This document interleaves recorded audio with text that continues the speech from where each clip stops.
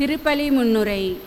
கிறிஸ்துவில் பிரியமானவர்களே, பொது காலம் 21ஆம் ஞாயிறு திருப்பலியில் கலந்து கொள்ள வந்திருக்கும் உங்கள் அனைவரையும் தூய அந்திரேய அன்பியத்தின் சார்பாக வருக வருக என வரவேற்கின்றோம்.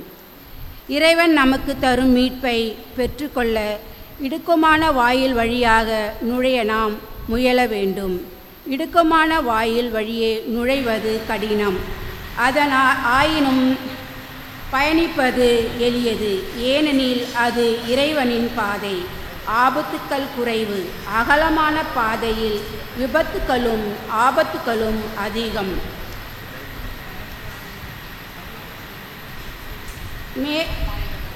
இறைவன் நமக்கு தரும் மீட்பை பெற்றுக்கொள்ள இடுக்கமான பாதையின் வழியாக நுழைய நாம் முயல வேண்டும். இடுக்கமான பாதையின் வழியாக நுழைவது கடினம், ஆனால் பயணிப்பது எளியது. ஏனெனில் அது இறைவனின் பாதை. ஆபத்துக்கள் குறைவு. அகலமான பாதையில் விபத்துக்களும் ஆபத்துக்களும் அதிகம். மேலும் நம் ஆண்டவர் இயேசு இன்றைய நற்செய்தியில் இறையாட்சியின் போது கிழக்கிலும் மேற்கிலும் வடக்கிலும் தெற்கிலும் இருந்து மக்கள் வந்து பந்தியில் அமர்வார்கள் என்கிறார் ஆண்டவர். இதனால் இறைவன் தரும் மீட்பு ஒரு குறிப்பிட்ட மக்கள் இனத்தாருக்கு மட்டும் அல்ல, அவரை நாடி தேடி வரும் அனைவருக்கும் உண்டு என்பதை தெளிவுபடுத்துகின்றோம். எனவே மீட்பு நமக்கு மட்டுமே என்று எண்ணி இருமாப்புடன் வாழாது தாழ்ச்சியுடனும் உண்மையான பக்தியுடனும் ஆண்டவர் இயேசுவை பின்பற்றுவோம். பிறருக்கு மீட்பின் பாதையை அறிந்து கொள்ள உதவி இத்திருப்பலியில் நாம் பக்தியுடன் பங்கேற்போம்.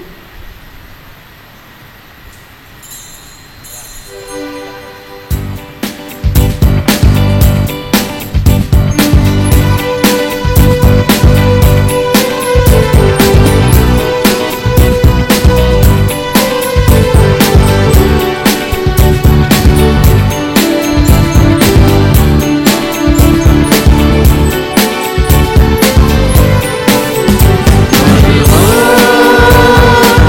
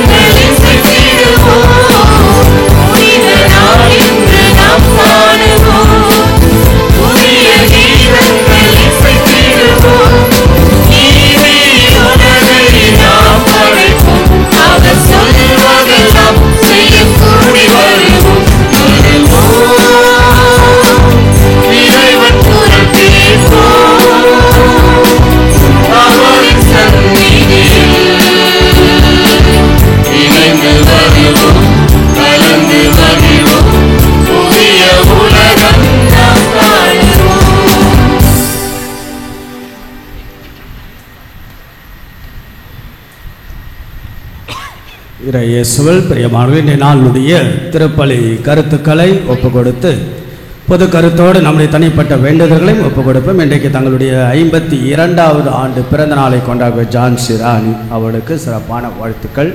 கடவுள் அவள் நிறைவாக ஆசீர்வதிக்கும். இன்று தங்களுடைய திருமண நாளை பல பேர் கொண்டாடுகிறார்கள். மிகுந்த மகிழ்ச்சி. 49வது திருமண நாள் ராஜேந்திரன் கலை அரசி குடும்பத்தினர். 55வது ஆண்டு திருமண நாள் ஸ்டான்லி ஆரோக்கியமேரி குடும்பத்தினர்.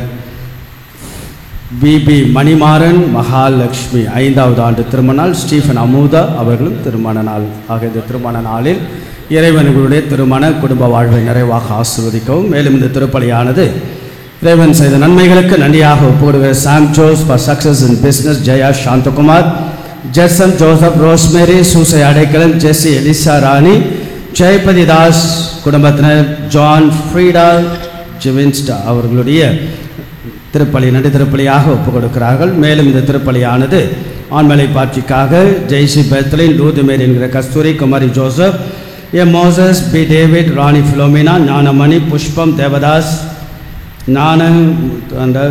அவருடைய திருப்பலியை ஆண்மலை பாட்சிக்காகவும் forgotten souls of priests, Sebastian Louis Ammal, Jessie, Thomas Rodrigo, Florence Fernando, Rosary Fernando, Mangalachery Fernando, விருதய Fernando, Frida Fernando, Maureen Philomena Isaac, AKM Mansoor, Fathima Bibi ஆகியோருடைய ஆண்மலை பாட்சிக்காகவும், ஜேக்கப் ஜாக்லின் அவள் குழந்தை ஆசீர்வாதத்தின் சிறப்பு கருத்துக்காகவும், ஏசுராஜன் குடும்பத்தினுடைய அமைதிக்காகவும் இத்திருப்பலி ஒப்பு கொடுத்து செபிக்கிறார்கள்.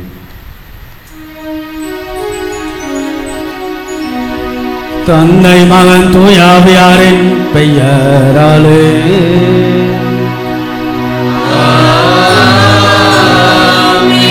நம் ஆண்டவராகிய இயேசு கிறிஸ்துவின் அருளும் கடவுளின் அன்பும் தூயாவியாரின் தோழமையும் உங்கள் அனைவரோடு இருப்பதாக.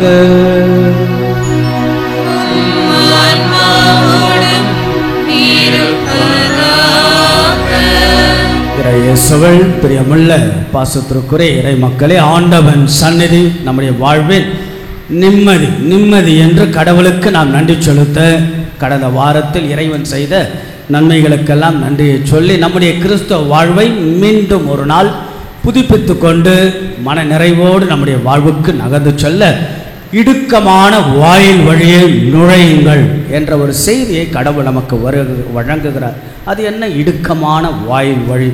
ஆக நம்முடைய வாழ்வுக்குள்ளாக பல கேள்விகளை நாம் எழுப்பலாம். நம்முடைய வாழ்வின் பாதை எதை நோக்கி நாம் செல்கின்றோம்? எதை நாம் தேர்ந்தெடுத்து வாழ்கின்றோமோ அதுவே நம்முடைய வாழ்வாக மாறுகிறது. எதை நாம் தேர்ந்தெடுக்கின்றோம்? அழிவின் பாதையா அல்லது வாழ்வின் பாதையா? இயேசுவோடு இணைந்த வாழ்வா என்றெல்லாம் பல கேள்விகளுக்கான பதிலை தனிப்பட்ட முறையில் நம்முடைய திருமண குடும்ப வாழ்வில் துறவு வாழ்வில் நாம் தேடுவோம். ஆண்டவருடைய அற்புதமான அருள் ஆசீர்தான் இங்கு நடைபெறுவது.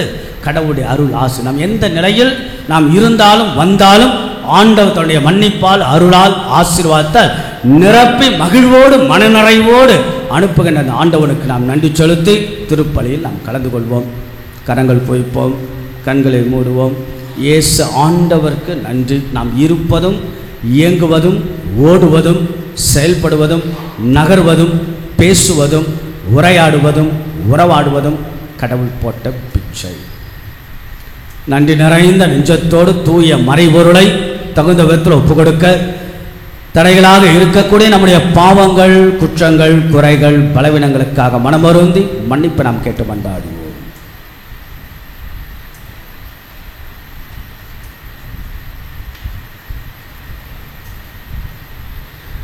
எல்லாம் அல்ல இறைவனிடமும் சகோதர சகோதரிகளே உங்களிடமும் நான் பாவியனை ஏற்றுக்கொள்கின்றேன். ஏனெனில் என் சிந்தனையாலும் சொல்லாலும் செயலாலும் கடமையில் தவறியதாலும் பாவங்கள் பல செய்தேன். என் பாவமே என் பாவமே என் பெரும் பாவமே. ஆகையால் எப்பொழுதும் கன்னியான புனித மரியாவையும் வானதூதர் புனிதர் அனைவரையும் சகோதர சகோதரிகளே உங்களையும் நம் இறைவனாகிய ஆண்டவரிடம் எனக்காக வேண்டிக் கொள்ள மன்றாடுகின்றேன். தலை வணங்குவோம். ஆண்டவருடைய இரக்கத்தை நாம் கெஞ்சு கேட்போம். எல்லாம் அல்ல இறைவன் நம்மை இரக்கம் வைத்து நமது குற்றங்கள், குறைகள், பாவங்கள், பலவீனங்கள், பிழைகள், தவறுகள் எல்லாம் ஆண்டவன் மன்னித்து நம்ம எப்பொழுதும் அவருடைய முடிவில்லாத வாழ்வுக்கு இறைவன் அழைத்துச் செல்வாராக. ஆமென்.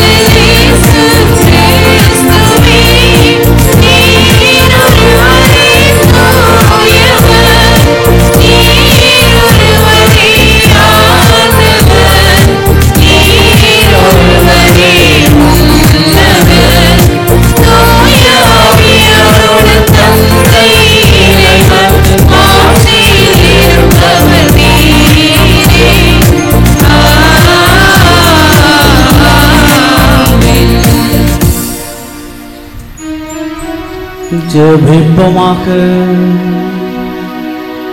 நம்பிக்கையாளர்களின் உள்ளங்களை ஒன்றிணைப்பவரான இறைவா, நீர் கற்றுத் தருவதை மத மக்கள் அன்பு செய்யவும், நீர் வாக்களிப்பதை விரும்பவும் செய்தருளும். அதனால் மாறி வரும் இவ்வுலகச் சூழலில் எங்கள் இதயங்கள் உண்மையான பேரின்ப உலகின் மீது என்றும் நாட்டம் கொள்ள செய்வீராக. உம்மோடு தூயாவியாரின் ஒன்றைப்புள் இறைவனாம் என்றென்றோம் வாழ்ந்து ஆட்சி செய்கின்ற எங்கள் ஆண்டவரும் இயேசு கிறிஸ்துவாகிய உம்மை மன்றாடுகின்றோம்.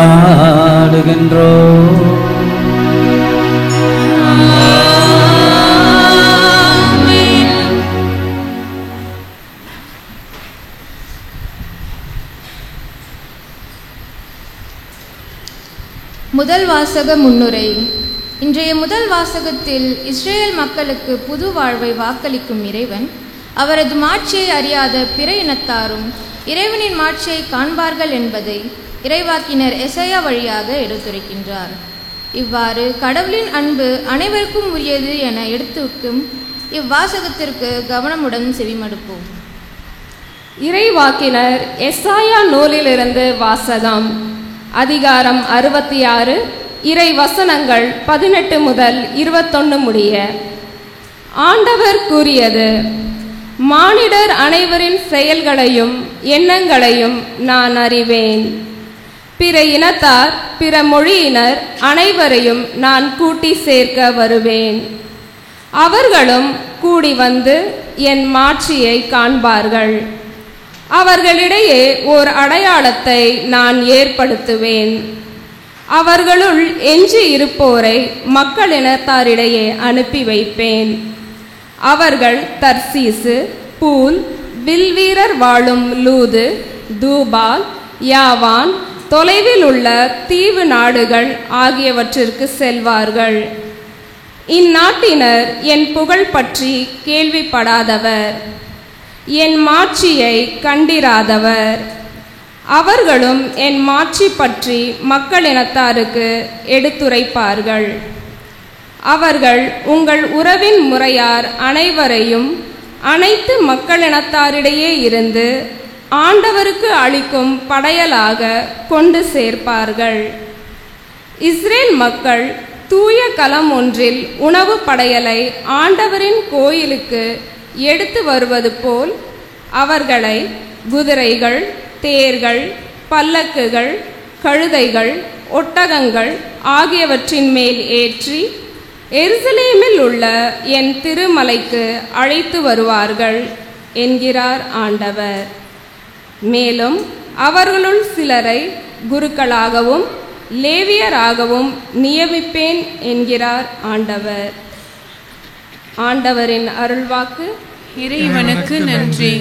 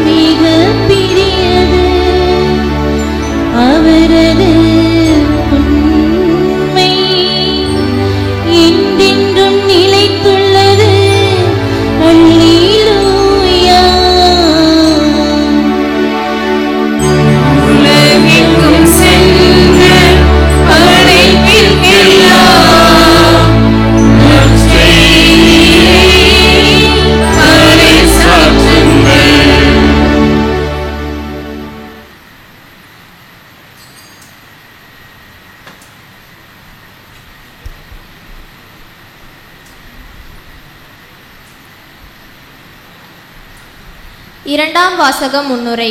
இன்றைய இரண்டாம் வாசகம் கடவுளை நம் தந்தை எனவும் நாம் அவரின் பிள்ளைகள் எனவும் எடுத்துரைக்கிறது. தந்தை தண்டித்து திருந்தாத பிள்ளை உண்டோ என்கிறார் திருத்தூதர் பவுல். ஏனெனில் தந்தை தாம் ஏற்றுக்கொண்ட மக்களையே தண்டிக்கிறார். இவ்வாறு நம் வாழ்வில் வரும் துன்பங்கள் நம்மை நெறிப்படுத்தி நிறைவாழ்விற்கு அழைத்துச் செல்லவே என எடுத்துரைக்கும் இவ்வாசகத்திற்கு செவிமடுப்போம். இறைவாக்கினர் எபிரேயருக்கு எழுதப்பட்ட திருமுகத்திலிருந்து வாசகம். அதிகாரம் 12, இறை வார்த்தைகள் 5-7, 11-13 முடிய. சகோதரர் சகோதரிகளே, தம் பிள்ளைகளிடம் பேசுவது போல் இறைவன் உங்களுக்கு தந்த பின்வரும் அறிவுரையை நீங்கள் மறந்து விட்டீர்கள்.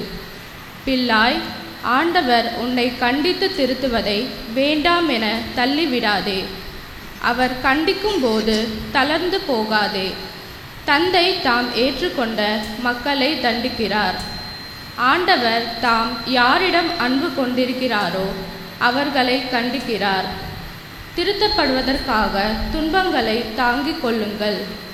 கடவுள் உங்களை தம் பிள்ளைகளாக நடத்துகிறார்.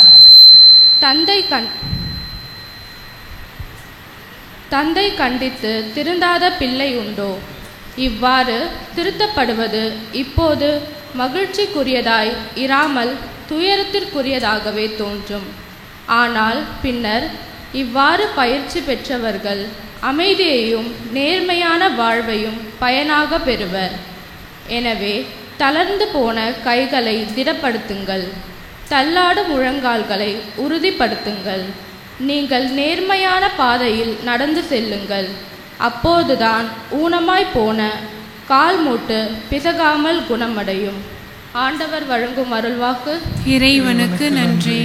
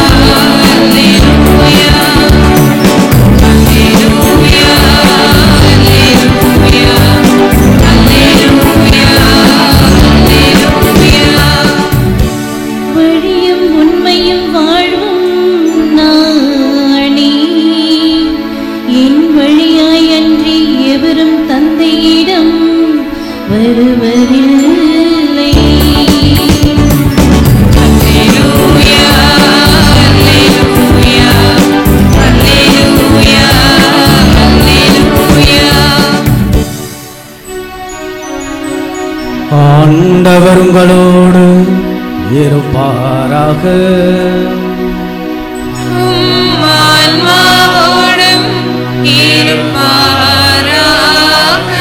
லூக்காஸ் எழுதிய நற்செய்தியிலிருந்து வாசகம்.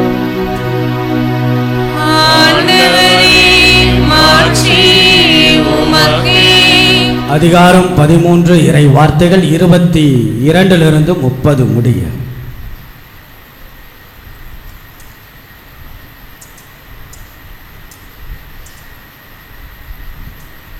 அக்காலத்தில் இயேசு நகர்கள் ஊர்கள் தோறும் கற்பித்துக் கொண்டு எருசலேம் நோக்கி பயணம் செய்தார். அப்போது ஒருவர் அவரிடம், ஆண்டவரே, மீட்பு பெறுவோர் சிலர் மட்டும் தானா என்று கேட்டார். அதற்கு அவர் அவர்களிடம் கூறியது, இடுக்கமான வாயில் வழியாக நுழைய வரிந்து முயலுங்கள். இடுக்கமான வாயில் வழியாக நுழைய வரிந்து முயலுங்கள், ஏனெனில் பலர் உள்ளே செல்ல முயன்றும் இயலாமற் போகும். வீட்டு உரிமையாளரை எழுந்து கதவை திறந்துவிடும் என்று கேட்பீர்கள். அவரோ, நீங்கள் எங்கிருந்து வந்தவர்கள் என எனக்கு தெரியாது என பதில் கூறுவார். அப்பொழுது நீங்கள், நாங்கள் உம்மோடு உணவுண்டோம், குடித்தோம், நீர் எங்கள் வீதிகளில் கற்பித்தீரே என்று சொல்வீர்கள். ஆனாலும் அவர், நீங்கள் எவ்விடத்தாரோ எனக்கு தெரியாது, தீங்கு செய்வோரே அனைவரும் என்னை விட்டு அகன்று போங்கள் என உங்களிடம் சொல்வார். ஆபிரகாமும் ஈசாக்கும் யாக்கோவும் இறைவாக்கினர் யாவரும் இறையாட்சிக்கு உட்பட்டு இருப்பதையும் நீங்கள் புறம்பே தள்ளப்பட்டு இருப்பதையும் பார்க்கும்போது அழுது அங்கலாய்ப்பீர்கள். இறையாட்சியின் பொழுது கிழக்கிலும் மேற்கிலும் வடக்கிலும் தெற்கிலும் இருந்து மக்கள் வந்து பந்தியில் அமர்வார்கள். ஆம், கடைசியானோர் முதன்மையாவர், முதன்மையானோர் கடைசியாவர். இது கிறிஸ்துவின் நற்செய்தி.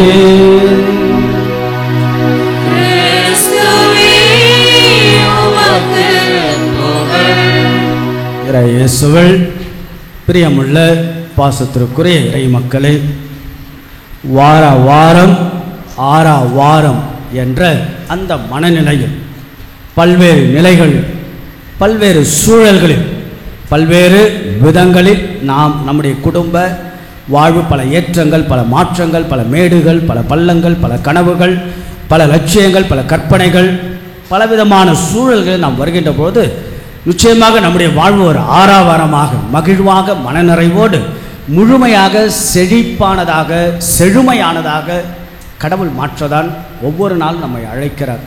ஒவ்வொரு ஞாயிறு திருப்பலி என்பது ஒரு மிகப்பெரிய மேஜிக்கல் பவர். ஒரு ஞாயிறு திருப்பலி இட்ஸ் அ பாசிட்டிவ் எனர்ஜி. கடவுளுக்கு நாம் நன்றி செலுத்துவது. கடந்த வாரம் நாம் வாழ்ந்த வாழ்க்கை, அதில் பல நன்றிகள், அதில் பல மன்னிப்புகள், இவையெல்லாம் நாம் கடவுளிடம் கேட்டு ஒரு புது வாழ்வோடு மீண்டுமாக நம்முடைய சமூக திருமண குடும்ப வாழ்க்கைக்கு செல்லக்கூடிய அற்புதமான வழி தடாகங்களாக கடவுள் நம்மை மாற்றிக்கொண்டே இருக்கிறார். இது ஒரு அழகான நேரம், இது ஒரு இனிமையான பொழுது. அழைத்த ஆண்டவர் நம்ம எல்லோரையும் அழைத்திருக்கிறார்.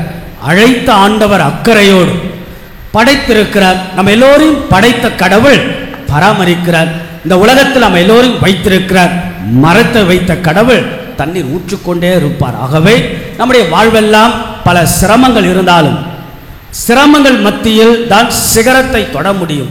பல சிலுவைகள் நாம் சந்தித்தாலும் சிலுவையின்றி சிம்மாசனத்தை ஏற முடியாது என்ற பல அழகான அற்புதமான சிந்தனைகள், வாழ்வியல் சிந்தனைகள், எப்படி, ஏன், எதற்காக, எந்த வாழ்வு என்ற பல கேள்விகளை நாம் ஒரு மனசாட்சியில் ஆராய்ந்து அலசி சுய ஆய்வு செய்து மகிழ்வோட மன நிறைவோடு வாழ அற்புதமான நாள் தான் இந்த ஞாயிறு திருப்பலி. அன்புக்குரியவர்களே, ராபர்ட் தி ஃப்ராஸ்ட் என்று சொல்வார்கள். அமெரிக்க நாட்டினுடைய அற்புதமான ஒரு கவிஞர். நிறைய கவிஞர்கள்லாம் படித்த எனக்கு ஒரு அழகான ஒரு எப்பொழுதும் அதிகமாக படித்து கொண்டே இருக்கின்ற ஒரு அலாதியான ஒரு அனுபவம். ராபர்ட் ஃப்ராஸ்டுடைய கவிதை இப்பொழுது இல்லை, அப்போது 10ஆம் வகுப்பில் ஒரு மனப்பாட செய்யுள் பகுதியாக ஆங்கிலத்தில் இருந்தது. அதில் ஒரு அழகான ஒரு கவிதை. அவர் எப்படி, அவருடைய ஸ்பெஷாலிட்டி என்னென்னா, ராபர்ட் ஃப்ராஸ்ட் 1874ஆம் ஆண்டு பிறந்து 1963ஆம் ஆண்டு இறந்த அமெரிக்க நாட்டினுடைய கவிஞர். அவருடைய சிறப்பு, எல்லாரும் பார்க்கின்ற காட்சிகளை அவரும் பார்ப்பார். ஆனால் அதற்குள்ளாக அவர் பார்க்கின்ற விதம் வாழ்வின் ஆத்மார்த்தமான சில கேள்விகளை கவித்துவமாக எழுதுவார். எல்லாரும் பார்ப்பதை அழகாக கவிதையாக, வாழ்க்கையில் ஆத்மார்த்தமான சில கேள்விகளை எழுப்பி அதில் கவிதையாக எழுதுவதுதான் that is a speciality of Robert the Frost. அவர் எழுதிய புகழ்பெற்ற ஒரு கவிதை இருக்கிறது, the road not taken. The கவிதையினுடைய தலைப்பு. முன்னாடி 10ஆம் வகுப்பினுடைய பாட அந்த ஒரு செய்யுள் பகுதியினுடைய ஒரு இது, த ரோட் நாட் டேக்கன். அதில் அந்த கவிதை இவ்வாறு செல்லும். ஒரு ஆங்கிலத்தில் 3 வரிகள், தமிழாக்கம் சொல்லுகிறேன். இப்படி ஆங்கிலத்தில் சொல்லுகிறது, 2 roads diverge into one. 2 roads diverge in a wood. 2 roads diverge in a wood, and I took the one less traveled by, and that has made lots of difference. தமிழில் என்னன்னா, ஒரு காட்டு வழியை நான் பயணம் செய்து கொண்டிருந்தேன். அப்பொழுது அந்த பயணத்தில் ஒரு இடத்தில் 2 பாதைகள் வந்தன. இந்த 2 பாதைகளில் எந்த பாதையை நான் தேர்ந்தெடுப்பது, அதுதான் என்னுடைய கேள்வி. ஒரு பாதையை பார்த்தால் மக்கள் நடமாட்டம் அதிகமாக இருந்தது. இன்னொரு பாதையில் மக்களுடைய அந்த வழித்தடங்கள் குறைவு, ஆனால் பசுமையாக இருந்தது. புற்கள் எல்லாம் பசுமையாக இருந்தது. நான் மக்கள் செல்லாத அந்த பாதையை, அதிகமாக செல்லாத அந்த பாதையை நான் தேர்ந்தெடுத்தேன். அந்த தேர்ந்தெடுத்த பாதையில் தான் பல மாற்றங்களை நான் கண்டேன். இதுதான் இந்த கவிதையினுடைய சுருக்கம். ஆக அன்புக்குரியவர்கள், நம்முடைய வாழ்க்கை கூட நாம் ஏதோ ஒரு சந்திப்பில் நின்று கொண்டு எந்த பாதையை நாம் தேர்ந்தெடுக்கிறோமோ அந்த பாதை தான் நம்முடைய வாழ்வின் பல தாக்கங்களை ஏற்படுத்தும். நம்ம சிறு வயதில் இருக்கலாம், கல்லூரி பருவங்களாக இருக்கலாம், நம் வாழ்கின்ற இப்போது இந்த அடல்ட்ஹுட் முதிர்ச்சி பெற்ற பருவங்களாக இருக்கலாம். எந்த பாதையில் நாம் தேர்ந்தெடுக்க, எந்த சந்திப்பில் நாம் நின்று கொண்டு எந்த பாதையை தேர்ந்தெடுக்கிறோமோ அதுவாக தான் நாம் மாறும். இன்றைய நாள் பாருங்க, பொது காலத்தினுடைய 21ஆம் ஞாயிறு. ஆண்டவர் இயேசுனுடைய கேள்வி இதுதான், நீங்கள் எதை தேர்ந்தெடுத்து வாழ்கிறீர்கள்? What is that you chosen and tell me. நீங்கள் எதை தேர்ந்தெடுத்து வாழ்கிறீர்கள்? அதாவது அகன்ற பாதையா அல்லது குறுகிய பாதை? Is it broader, is it a broader gate or a narrow gate? இதுதான் நம்முடைய கேள்வி. இன்றைக்கு ஒரு அழகான நம்முடைய வாழ்வியல் தனிப்பட்ட முறையில் ஒரு அலசுகின்ற ஆராய்கின்ற ஒரு அற்புதமான சிந்தனை. எந்த பாதையை நாம் தேர்ந்தெடுக்கிறோம்? எப்படி Robert frost the road not taken, எந்த பாதையை மக்கள் அதிகமாக தேர்ந்தெடுக்கவில்லை அந்த பாதையை தேர்ந்தெடுத்து அதில் பல மாற்றங்களை கண்டேன் என்று தன்னுடைய கவித்துவத்தில் சொன்னது போல the less entered door என்று நாம் சொல்லலாம். இயேசுடைய செய்தி இதுதான், அதிகமாக தேர்ந்தெடுக்காத இடுக்கமான வாயில் வழியே நுழையுங்கள். ஆண்டவருடைய செய்தி. இந்த நாளுடைய லூக்கா நற்செய்தி 13ஆம் அதிகாரம் 22 30, இடுக்கமான வாயில் வழியே நுழைய முயலுங்கள். இது பல பேர் செய்வது கிடையாது. அது அன்புக்குரியவர்களே, நம்முடைய வாழ்க்கையில் எதை தேர்ந்தெடுக்கின்றோம்? இறைச்சட்ட நூல் 30ஆம் அதிகாரம் இறை வார்த்தை 15, அதில் ஆண்டவர் இவ்வாறு சொல்வார், இதை பாருங்க, உங்களுக்கு முன்பாக வாழ்வையும் சாவையும் வைக்கிறேன், நன்மையும் தீமையும் வைக்கிறேன், இதை எதை நீங்கள் தேர்ந்தெடுக்கிறீர்கள்? இதுதான் கேள்வி. For which we are choosing. The ball is in our court. The ball is in our court. அப்படின்னா choice is ours. கடவுள் யாரும் நிர்பந்திப்பது கிடையாது. கடவுள் யாரையும், நம் ஆண்டவர் இயேசு யாரையும் நிர்பந்தித்து கிடையாது. The choice is ours. சுதந்திரம் என்பது கடவுள் நமக்கு கொடுக்கிறார். சுதந்திரத்தோடு கலந்த பொறுப்புணர்வு தான் moral theology. The freedom with responsibility என்று சொல்வார்கள். சுதந்திரத்தோடு கலந்த பொறுப்புணர்வு. ஆக நாம் எதை தேர்ந்தெடுக்கிறோமோ அதை தான் நம்முடைய வாழ்வாக மாறும். கணவனை தேர்ந்தெடுப்பது, மனைவியை தேர்ந்தெடுப்பது இல்லையா? ஆகையால நாம் எந்த வாழ்க்கை தொழிலை நாம் தேர்ந்தெடுக்கிறோமோ அதுவாக. ஆக அன்புக்குரியவர்களே, இன்றைக்கு நம்முடைய வாழ்க்கையில் எது? இந்த ஒரு அழகான குறிப்பை மத்தேயு நற்செய்தியில் கூட இருக்கிறது. மத்தேயு நற்செய்தி 7ஆம் அதிகாரம் 13-14 வார்த்தை, இடுக்கமான வாயில் வழியே நுழையுங்கள், ஏனென்றால் அழிவுக்கான பாதை அகன்றது, அதில் செல்வோர் பலர். வாழ்வுக்கான பாதை 14வது வார்த்தை, வாழ்வுக்கான பாதை குறுகியது, அதை கண்டுபிடிப்போர் சிலர். இயேசுனுடைய வார்த்தை. அது அன்புக்குரியவர்களே, இந்த வார்த்தையை நாம் எடுத்து நாம் சிந்திக்கலாம். ஒரு 3 விஷயங்கள் இதில் அடங்கி இருக்கிறது. 2 விதமான வாசல்கள், 1. 2வது 2 குழுவினர்கள், 3 2 முடிவுகள். 2 வாசல்கள் என்னது? அகன்றது, குறுகியது. ஆக இடுக்கமான வாயில் வழியே நுழையுங்கள், அழிவுக்கான பாதை அகன்றது. அது அழிவுக்கான பாதை அகன்றது. நிறைய கெட்டு போவதற்கான பாதைகள் நிறைய இருக்கிறது. யாரும் கேட்க மாட்டாங்க. இதில் சாகாசம் தேவையில்லை, தியாகங்கள் தேவையில்லை, யாரும் கேள்வி கேட்பதற்கில்லை. ஃப்ரீ வே, யார் வேணா போகலாம், யார் வேணா வரலாம், எப்படி வேணா வாழலாம், எப்படி வேணா இருக்கலாம். இங்கே யாருமே கேள்வி கேட்பது கிடையாது. யார் கேட்டு என்ன பிரயோஜனம்? ஆகிய பேராசைகள், வெறுப்புகள், கோபங்கள், தற்பெருமைகள், இதெல்லாம் நம்ம போட்டுக்கிட்டு நாம பயணம் செய்யலாம். ஆக அழிவுக்கான பாதை அகன்றது. எப்படி வேணாலும் வாழலாம். இது அகன்ற பாதை இல்லையா? அகன்ற, யாரும் கேள்வி கேட்க மாட்டாங்க. No free way, it's not a free way. யார் ஒன்றா போகலாம், யார் ஒன்றா வரலாம். நம்முடைய வாழ்க்கை இப்படிதான். ஒரு சில நேரங்களில் அகன்ற பாதை, இன்னொன்று குறுகிய பாதை இல்லையா? அழிவுக்கான பாதை அகன்றது, வாழ்வுக்கான பாதை குறுகியது. இங்கே என்ன?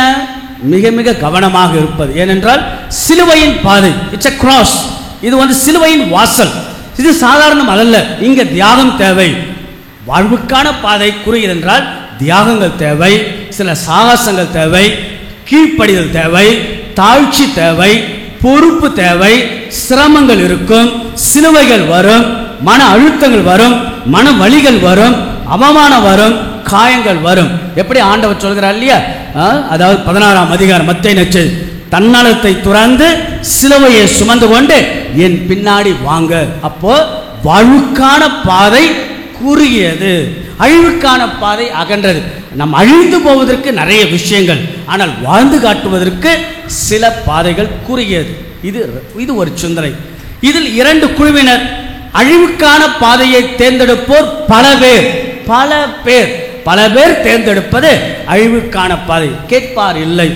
எப்படி வேணாலும் வாழலாம், யாரை வேணாலும் ஏமாற்றலாம், மனைவியை ஏமாற்றலாம், கணவரை ஏமாற்றலாம், பெற்றோர்களை ஏமாற்றலாம், பிள்ளைகளை ஏமாற்றலாம், நண்பர்களை ஏமாற்றலாம், யாரை வேணாலும் ஏமாற்றலாம். ஆக இதை பல பேர் செய்கிறார்கள். இப்போ உதாரணத்திற்கு சோதம் குமாராவை கடவுள் அழித்தார். அவர்கள் அழிவுக்கு காரணம் என்ன? அகன்ற பாதையை அவர்கள் தேர்ந்தெடுத்தார்கள். தவறான பாதைகளை தேர்ந்தெடுத்த சோதம் குமாரா மக்களை கடவுள் அழிக்கிறார்.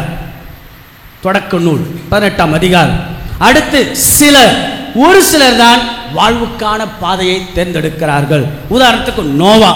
எல்லா மக்களும் அழிந்தார்கள், நோவா கடவுளுடைய பாதையை தேர்ந்தெடுக்கிறார், கடவுளால் மீட்கப் பெறுகிறார். ஆக நம்முடைய ஒரு சிலர் தான் வாழ்வுக்கான பாதையை தேர்ந்தெடுப்பவர். ஆண்டவர் சொல்கிறார், இடுக்கமான வாயில் வழியை நுழையுங்கள். அழிவுக்கான பாதை அகன்றது, அதில் உள்ளே நுழைவோர் பலர். ஆனால் வாழ்வுக்கான பாதை அதில் உள்ளே கண்டுபிடிப்போர் சிலர். ஆக சிலர் தான் வாழ்வுக்கான பாதை. இதில் நம்முடைய வாழ்க்கை எப்படியெல்லாம் இருக்கிறது? 2 முடிவுகள். ஒன்று அழிவுக்கான பாதை அகன்றது, அழிவை தான் கொணரும். திருவெளிப்பாடு புத்தகம் எப்படிப்பட்ட அழிவு? திருவெளிப்பாடு புத்தகம் 20ஆம் அதிகாரம் சொல்லுகிறது, நெருப்பு ஏரி என்கிறார். the lake of fire, நெருப்பு ஏரி போன்றது அழிவுக்கான முடிவில்லாத அழிவு கிடைக்கும். புனித பவுலடியார் சொல்லுகிறார், அகன்ற பாதை, அழிவுக்கான பாதை ஒரு நெருப்பு போல, அழிவுதான் மிச்சம்.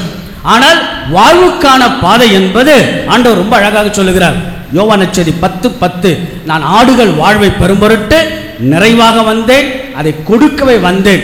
ஆகவே நிறைவானதுதான் வாழ்வுக்கான பாதை, நிறைவு. அதே நேரத்தில் அது மகிழ்ச்சியும் தரக்கூடியது. சில கேள்விகள் தான் இன்றைக்கு உங்களிடத்தில் எழுப்ப ஆசைப்படுகிறேன். நம்முடைய தனிப்பட்ட வாழ்வு, நம்முடைய திருமண வாழ்வு, நம்முடைய குடும்ப வாழ்வு அகன்ற பாதையா அல்லது குறுகிய பாதையில் வாழ்கிறோமா? அல்லது பலரில் சிலராக இருக்கின்றோமா அல்லது சிலரில் ஒருவராக இருக்கின்றோமா? ஆக நம்முடைய முடிவுகள் அழிவானதா அல்லது வாழ்வு தரக்கூடியதா? எதை நோக்கி நாம் பயணித்துக் கொண்டிருக்கிறோம்? எதை நாம் தேர்ந்தெடுத்துக்கிறோம்? எதை தேர்ந்தெடுத்து நாம் வாழ்கிறோம் என்பதை பொறுத்துதான். ஒரு இளைஞன், அவனுக்கு வாழ்க்கையில் நிறைய பிரச்சனைன்னு சொல்லி தற்கொலை செய்து கொள்ள ஒரு மலையின் உச்சிக்கு செல்லுகிறான்.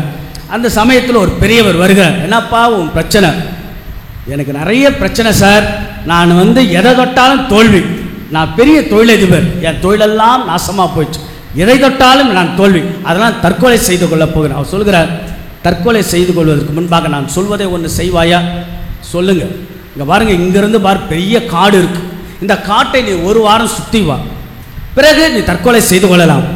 ஐயோ, அந்த காட்டை சுற்றி வர 1 வாரம் வந்துச்சுன்னா என்னால் முடியாது, ஆகையால அதனால் எனக்கு நிறைய நாள் தேவைப்படும்.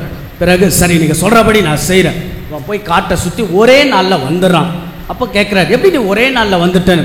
இல்லை, காட்டை சுற்றி போகும்போது பெருசாக தான் தெரிஞ்சுது, ஆனால் நகர அது சிறுசாக தெரிஞ்சுது. அப்போ சொல்கிறார், பிரச்சனைகள் நம்முடைய வாழ்க்கையில் தொலைவில் பார்த்தா பெருசாக தெரியும், கிட்ட போய் பார்த்தா சாதாரணமானது. நம்முடைய வாழ்க்கையும் அப்படி தான். அவன் மகிழ்ச்சியோடு அவன் அந்த செய்தி எடுத்துக்கிட்டு போகிறான். நம்ம பிரச்சனைகள், கவலைகள், சிக்கல்கள் பெருசாக நம்முடைய பார்வைக்கு தெரிந்தாலும் அதை சந்திக்கின்ற பொழுது நிச்சயமாக சிறுசாக தான் இருக்கும். ஆக அன்புக்குரியவர்களே, சவால் நிறைந்த நம்முடைய வாழ்க்கை இடுக்கமான வாயில் வழி. எத்தனையோ பிரச்சனைகள், கவலைகள், கஷ்டங்கள் இருந்தால் என் ஆண்டவன் என் கூட இருக்கிறார். இன்றைக்கு பாருங்க, முதல் வாசகம் ஒரு அழகான பகுதி. ஒரு கனவு காண்கிறார் ஆண்டவர் கடவுளுடைய அழகான. எப்படி மார்ட்டின் லூத்தர் ஒரு கனவு கண்டார். ஐ ஹாவ் எ ட்ரீம் என்று ஒரு பவர்ஃபுல்லான ஸ்பீச் மார்ட்டின் லூத்தர் சொல்வார். கருப்பின குழந்தைகளும் வெள்ளையின குழந்தைகளும் ஒரு நாள் கைகோர்த்து செல்வார்கள் என்று மார்ட்டின் லூத்தர் சொல்கிறார். அதுபோல கடவுள் ஒரு கனவு காண்கிறார். பிற இனத்தவர்கள், பிற மொழி பேசுபவர்கள் எல்லாரும் என்னிடம் வருவார்கள், அவர்கள் மாட்சியை காண்பார்கள். ஆக அன்புக்குரிய எல்லோரும் கடவுளிடம் வர அற்புதமான வாய்ப்பு. அந்த வாய்ப்பு என்பது சாதாரண அல்ல, அது ஒரு மிக கடினமான. சவால் நிறைந்தது, சிரமங்கள் நிறைந்தது. சிரமங்களின்றி சிகரத்தை தொட முடியாது. நம்முடைய வாழ்க்கை கடினமானதான். திருமண வாழ்க்கை கடினம், குடும்ப வாழ்க்கை கடினம், தனிப்பட்ட வாழ்க்கை கடினம், துறவு வாழ்க்கை கடினம். எந்த வாழ்க்கையில் கடினத்தன்மை இல்லை, எந்த வாழ்க்கையில் கவலை இல்லை. எல்லா வாழ்க்கையிலும் கடினங்களும் சறுக்கல்களும் சரிவுகளும் சிரமங்கள் இருந்தாலும் அந்த இடுக்கமான வாழ்வு தரக்கூடிய அந்த குறுகிய பாதை பல பேர் தேர்ந்தெடுக்கின்ற பாதை அழிவு. ஆனால் சில பேர் தான் அது எவ்வளவு கஷ்டங்கள் இருந்தாலும் எவ்வளவு சிரமங்கள் இருந்தாலும் நீதியோடு நேர்மையோடு உண்மையோடு அந்த பாதையை தேர்ந்தெடுப்பவர்கள். இந்த நாளுடைய 2ஆம் வாசகம் பாருங்க, இன்னும் அழகாக ஆண்டவர் கண்டித்து திருத்தக்கூடிய தந்தையாக இருக்கிறார். பொறுமையோடு இருங்கள். நிச்சயம் நம்முடைய வாழ்க்கையில் சோதனைகள் துன்பங்கள் வருகின்ற போது நம் ஆண்டவர் கண்டித்து திருத்தி பண்படுத்துகிறார். ஆகவே உங்களுடைய தளர்ந்து போன கைகளை திடப்படுத்துங்கள். ஆக உங்களுடைய முழங்கால்களை உறுதிப்படுத்திக் கொள்ளுங்கள். அது அன்புக்குரிய நம்முடைய வாழ்க்கையில் வரக்கூடிய துன்பங்கள், துயரங்கள், கஷ்டங்கள் இவற்றில் தான் நாம் பண்படுவோம், பக்குவப்படுவோம். ஆக அன்புக்குரியவர்களே, நம்முடைய வாழ்க்கை திருமண குடும்ப வாழ்க்கையில் சமூக வாழ்க்கையில் சந்திக்கக்கூடிய சவால்கள், சிரமங்கள், கஷ்டங்கள் போற இதெல்லாம் கண்டு முணுமுணுத்து கொண்டு முடங்கி போய் விசுவாசத்தை தளர்ந்து போய் இல்லாமல் என் ஆண்டவன் என் கூட இருக்கிறார். ஆகவே வாழ்வுக்கு தரக்கூடிய இடுக்கமான வழியாக தான் எங்கள் வாழ்வு. சிரமங்களில் தான் சிகரத்தை தொட முடியும், சிலுவையில் தான் சிம்மாசனத்தை ஏறி பார்க்க முடியும் என்ற சிந்தனையோடு நம்முடைய திருமண குடும்ப வாழ்வை அமைத்துக் கொள்வோம். இடுக்கமான வாயில் வழியே நாம் நுழைவோம். அதில் நுழைவோர் சிலர்தான், பல பேர் வாழ்வின் அழிவு பாதை. ஆகவே நாம் வாழ்வின் அழிவு பாதையை நோக்கி சொல்லுகிறோமா, வாழ்வின் வாழ்வு தரக்கூடிய பாதையை நோக்கி சொல்லுகிறோம் என்று நம்முடைய தனிப்பட்ட வாழ்வை அலசுவோம், ஆராய்வோம். கடவுள் நம் ஒவ்வொருவரையும் நிறைவாய் ஆசீர்வதிப்பாராக. ஆம். எழுந்து நிற்போம். விசுவாச பிரமாணம்.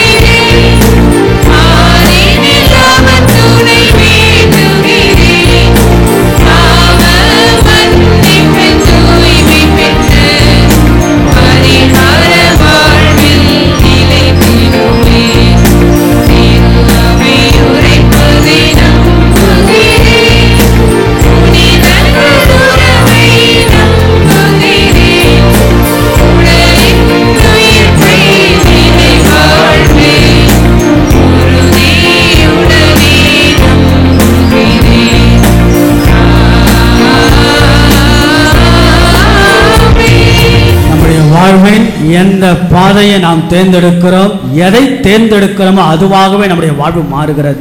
அகன்ற பாதையா, குறுகிய பாதையா, அழிவின் பாதையா, வாழ்வின் பாதையா? ஆக இப்படியெல்லாம் பல கேள்விகளுக்கான பதிலை தேடுவோம். அந்த பதிலுக்கான அருளையும் ஆசீர்வாதத்தையும் பல பொது கருத்தோடு நம்முடைய தனிப்பட்ட வேண்டுதல்களையும் ஆண்டவன் பாதத்தில் வைத்து நாம் செபிப்போம்.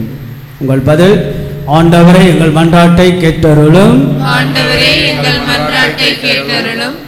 குருக்களாகவும் லேவியராகவும் நியமிப்பவரே எம் இறைவா, எம் திருச்சபையை வழிநடத்தும் திருத்தந்தை, ஆயர்கள், குருக்கள், கன்னியர்கள், துறவரத்தார் ஆகிய அனைவரையும் ஆசீர்வதித்து உம் திருச்சித்தத்தின்படி வழிநடத்தும். நிலையான நிறைவாழ்விற்கு மக்களை வழிநடத்த தேவையான அருளையும் ஞானத்தையும் தந்தருள வேண்டுமென்று இறைவா உம்மை மன்றாடுகிறோம்.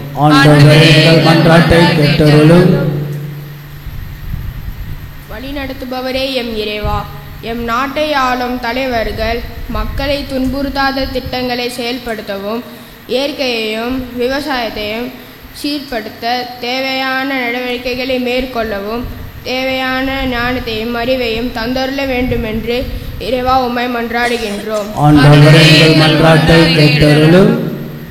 இடுக்கமான வாயில் வழியே நுழைய கற்றுக்கொள்ளுங்கள் என்ற எம் இறைவா, உம் மீட்பை பெற்றுக்கொள்ள தடையாய் இருக்கும் எங்கள் சோம்பல், கவனக்குறைவு, இவ்வுலக பற்றுகள் போன்றவற்றை எம்மிலிருந்து அகற்றி உம் பாதையில் தெளிவோடும் மனதிடத்தோடும் நடக்க இறைவா உம்மை மன்றாடுகிறோம். நலன்களால் எம்மை நிரப்புபவரே என் இறைவா, எங்களுக்கு தேவையான மழை பொழிந்து விவசாயம் சிறக்கவும் குடும்ப அமைதி மகிழ்ச்சி பெருகவும் படிக்கும் மாணவர்களுக்கு கல்வி ஞானம் ஒழுக்கத்தில் சிறக்கவும் வேலைவாய்ப்பு திருமணம் குழந்தை வரம் வேண்டுவோர் உமது அருளால் பெற்று நிறைவடையவும் வேண்டும் என்று இறைவா உம்மை மன்றாடுகின்றோம். ஆண்டவன் சன்னிதானத்தில் இந்த பொது தேவைகளோடு நம்முடைய தனிப்பட்ட வாழ்வை சற்று அலசி ஆராய்ந்து ஆய்வு செய்து மறு பரிசீலனை செய்ய செபிப்போம். கண்களை மூடுவோம். இயேசுவிடத்தில் வேண்டுவோம். நாம் எல்லோரும் செபிக்கின்ற மனிதர்களாக. ஜெபம் ஆத்மாவின் தாகம், ஜெபம் ஆத்மாவின் ஆற்றல், ஜெபம் ஆத்மாவின் நிறைவு, ஜெபம் ஆத்மாவின் முழுமை. செபிப்போம். அன்பான இறைவா, ஆசீர்வாதத்தின் தெய்வமே, எங்களெல்லாம் படைத்தவரை, பராமரிப்பவரை, பாதுகாப்பவரை, உயிர் அளிப்பவரை, உடன் இருப்பவரை, இவ்விடத்தில் எங்களெல்லாம் அழைத்து வந்தவரை, இதோ இந்த மக்கள் எல்லாம் ஆசீர்வதித்தோம். வேகமாக பதற்றத்தோடு பரபரப்போடு வாழ்க்கை சூழலில் எந்த பாதையில் நாங்கள் சென்று கொண்டிருக்கிறோம், எதை நாங்கள் தேர்ந்தெடுத்து தினசரி நாங்கள் வாழ்கின்றோம். எங்கள் வாழ்வின் பாதை ஒரு குடும்பத்தின் தலைவனாய் தலைவியாய் குடும்பத்தின் உறுப்பினர்களாய் எங்கள் வாழ்வின் பாதை அழிவுக்குரிய பாதை நோக்கி அல்லது வாழ்வுக்குரிய பாதை நோக்கி எதை நாங்கள் தேர்ந்தெடுத்து வாழ்கின்றோம். இடுக்கமான வாயில் வழியை நுழையுங்கள். வாழ்வுக்கான பாதை குறுகியது, நிச்சயம் சவால் நிறைந்தது, கஷ்டமானது, அவமானம் நிறைந்தது, ஏச்சுக்கள் பேச்சுக்களால் நிறைந்தது. ஆக இப்படிப்பட்ட சவால்கள், சிரமங்கள், கஷ்டங்கள், மனவலிகள், மனக்காயங்கள், மன அழுத்தங்கள் இவற்றின் மத்தியில் தான் பண்பட்டு பக்குவப்பட்டு முதிர்ச்சி பெற்று அதில் ஒரு நிறைவு காண முழுமைக்கானதான் கடினமான வாழ்க்கை சூழல் போராட்டத்தில் உண்மையாக வாழ்ந்து காட்ட அருள் புரியும். நீரே எங்களுக்கு துணையும் பலமும் சக்தியுமாக இருந்து தினசரி நாங்கள் சந்திக்கக்கூடிய சிக்கல்கள், பிக்கல்கள் இவற்றின் மத்தியில் நிறைவாக ஏற்றுக்கொண்டு எங்களுடைய கடினமான வாழ்க்கை சூழல் வாழ்ந்து காட்ட முடியும் என்ற நன்மை தனத்தோடு வாழக்கூடிய போராடக்கூடிய அழகான போர் குணத்தை எங்களுக்கு தரும்படியாக மக்கள் மகிழ்வோடு மன நிறைவோடு தங்களுடைய குடும்ப வாழ்வெல்லாம் நகர்த்த முடிய அருளையும் ஆசீர்வாதம் புரிய வேண்டும் எங்கள் ஆண்டவருமாக இயேசு கிறிஸ்து வழியாக மன்றாடுகின்றோம். ஆமென். காணிக்கை பாடு.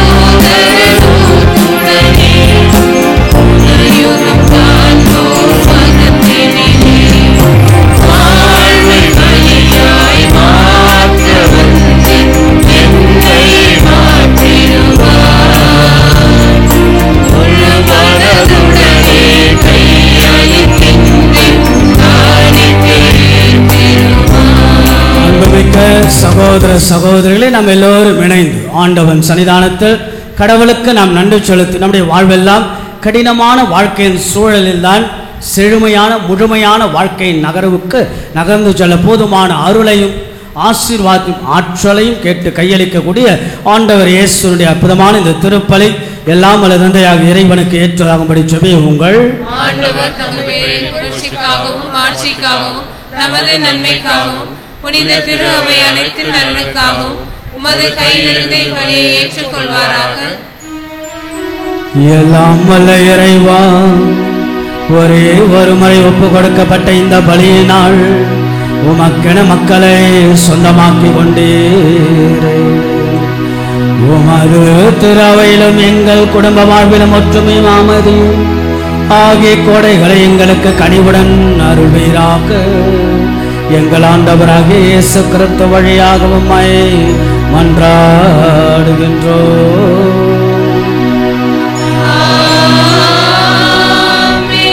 ஆண்டவர் உங்களோடு இருப்பாராக.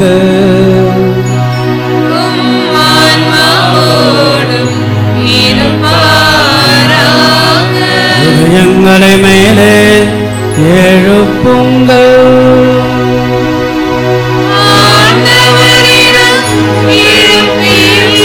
நம் இறைவனாகிய ஆண்டவருக்கு நன்றி கூறுவோம்.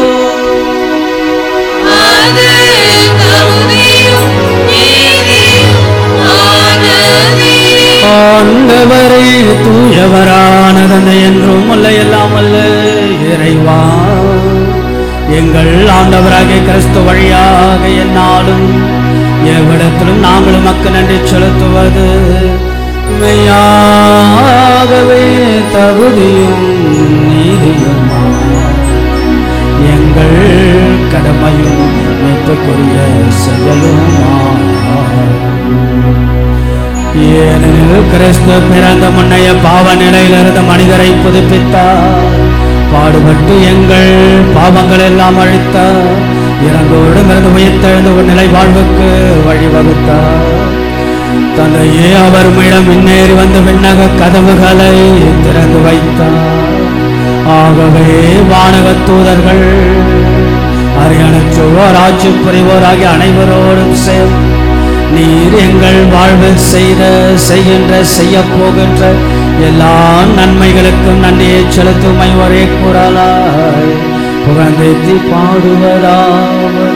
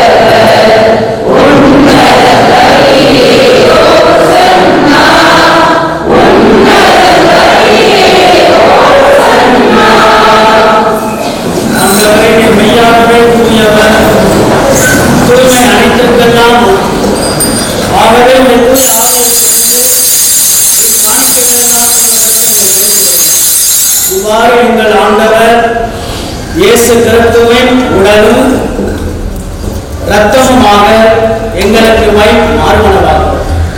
அவர் பாடுபட உடன்பணிந்து நம்மை கையளித்த பொழுது அப்பத்தை எடுத்து நன்றியை செலுத்தி அதை விட்டு தமது சீடர்களுக்கு அளித்து அவர் கூறியதாகும், அனைவரும் இதிலிருந்து பெற்று உண்ணுங்கள், ஏனெனில் உங்களுக்காக கையளிக்கப்படும் என் உடல்.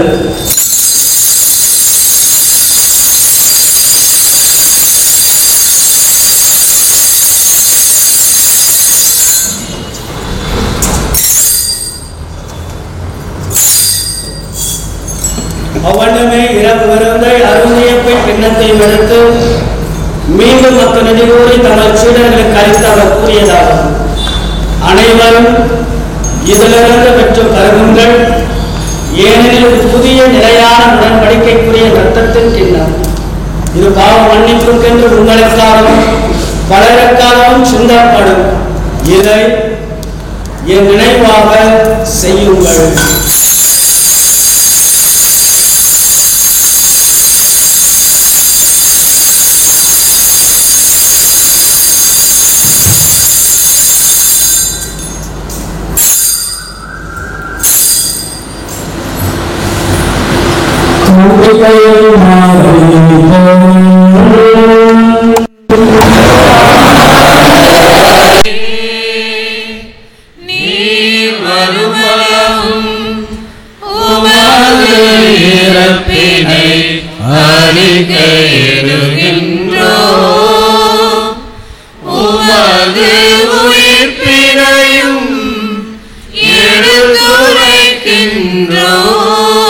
ஆகவே ஆண்டவரே, நாங்கள் கிறிஸ்துவின் இறப்பினையும் உயிர்ப்பினையும் நினைவு கூர்ந்து வாழ்வதற்கும் அப்பத்தை மீட்பளிக்கும் கிண்ணத்தை உமக்கு ஒப்புக் கொடுக்கணும் திருமணென்று உமக்கு ஊழியம் புரிய தகுந்தவர்கள் என எங்களை ஏற்றுக்கொண்டு எனவே உமக்கு நன்றி செலுத்துகின்றோம். மேலும் கிறிஸ்துவின் உடலிலும் இரத்தத்திலும் பங்கு கொள்ளும் எங்களை தூய ஆவியானவர் ஒன்று சேர்க்க வேண்டுமனமை தாழ்மையுடன் மன்றாடுகிறோம். ஆண்டவரை, உலகெங்கும் பரவிருக்கும் திரு அவையை நினைவு கூர்ந்தாலும் எங்கள் திருத்தந்தை லியோ, எங்கள் பேராயர் ஜார்ஜ், ஏனைய ஆயர்கள், திருப்பணியாளர்கள், துறவியர், பொது நிலையினர் ஆகிய அனைவரும் அன்புடன் நினைவு கூர்ந்தாலும் அன்பான இறைவா, வாரம்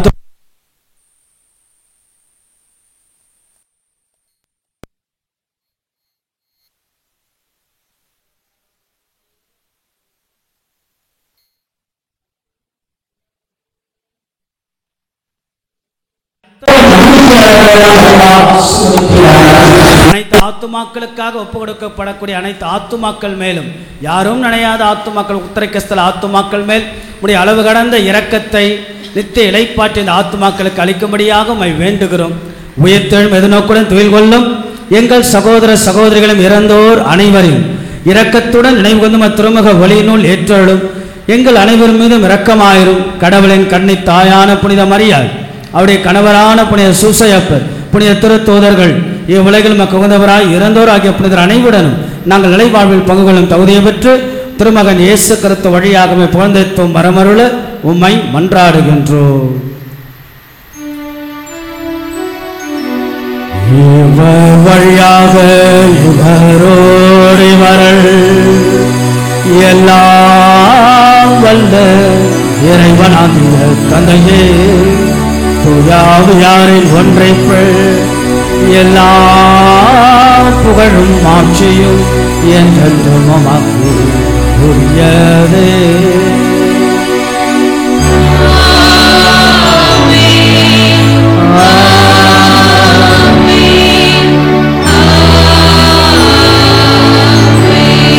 நம்முடைய வாழ்வு ஒரு அழகுதான், ஒரு இனிமைதான், ஒரு புதுமைதான். அதே நேரத்தில் நம்முடைய வாழ்வு ஒரு சவால். வாழ்க்கையில் வாழ்ந்து காட்டுவது ஒரு மிகப்பெரிய சவால். சறுக்கல்கள், சரிவுகள், சிரமங்கள் மத்தியில் நிச்சயமாக வாழ்ந்து காட்டுதான் கடவுள் நம்மை அழைக்கிறார். வாழ்வின் பாதை குறுகியது, இருந்தாலும் அந்த பாதையில் கடவுள் நம்மோடு இருக்கிறார். இறைவனோடு இணைந்த வாழ்வு இனிமையான வாழ்வாக மாறட்டும் என்று சொல்லி ஆண்டவர் கரத்தில் நம்ம ஒப்பு கொடுப்போம். செபித்து பாடி நாம் வேண்டுவோம்.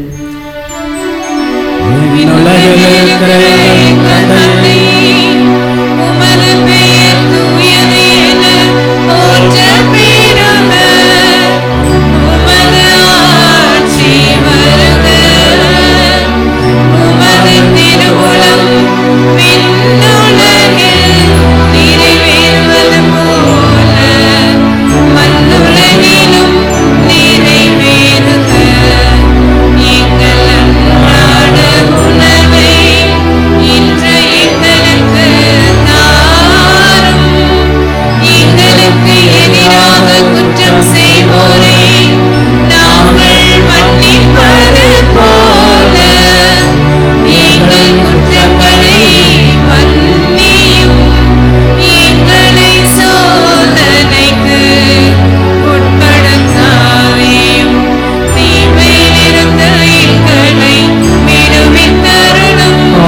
ஆண்டவரே, தீமை அனைத்திலிருந்தும் எங்களை விடுவித்து எங்கள் வாழ்நாளில் அமைதியை கனிவுடன் அருளும்மை மன்றாடுகின்றோம். உமது இரக்கத்தின் உதவியால் நாங்கள் பாவத்திலிருந்து எப்பொழுதும் விடுதலை பெற்று யாதொரு கலக்கமின்றி நலமாயிருப்போமாக. நாங்கள் எதிர்நோக்கி இருக்கும் பேரின்பத்திற்காகவும் மீட்பராகிய இயேசு கிறிஸ்துவின் வருகைக்காகவும் காத்திருக்கின்றோம்.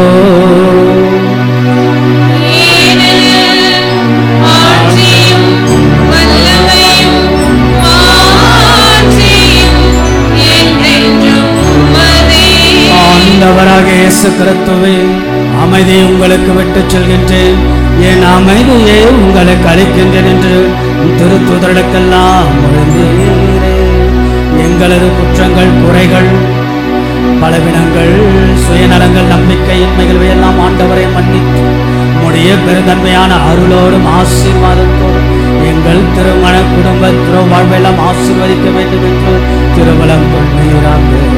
என்று வாதாட்சி செய்கின்றவர் நீரே.